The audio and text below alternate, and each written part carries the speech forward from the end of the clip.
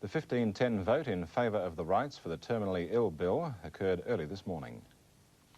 After 14 hours of emotional and sometimes heated debate, crunch time saw the bill passed, astounding many observers. On the eve of his retirement, the bill's sponsor, Marshall Perrin, was delighted. It's nice to see that democracy is still alive and that the conscience vote still means something. A very dangerous precedent for Australian law, there's no doubt about it. But believe you me, they won't win patient killing as easily in other parts of Australia as they have done up here.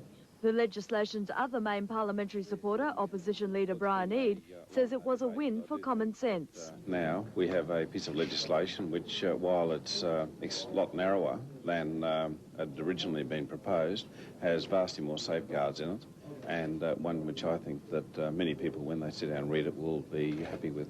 About 50 amendments were made to the bill, some clauses meaning it may not be enacted for another year.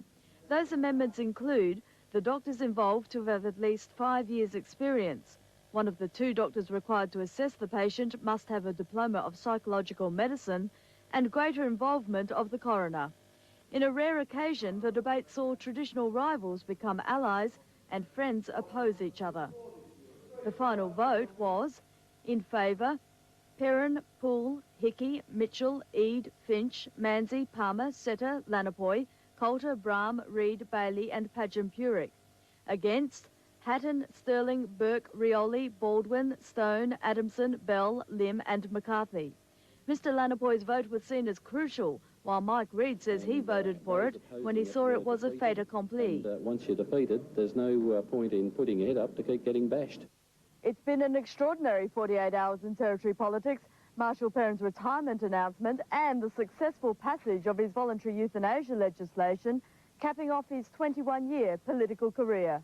The next chapter starts tomorrow with the formal appointment of Shane Stone as Chief Minister. Mike Reid will succeed Barry Coulter as Deputy.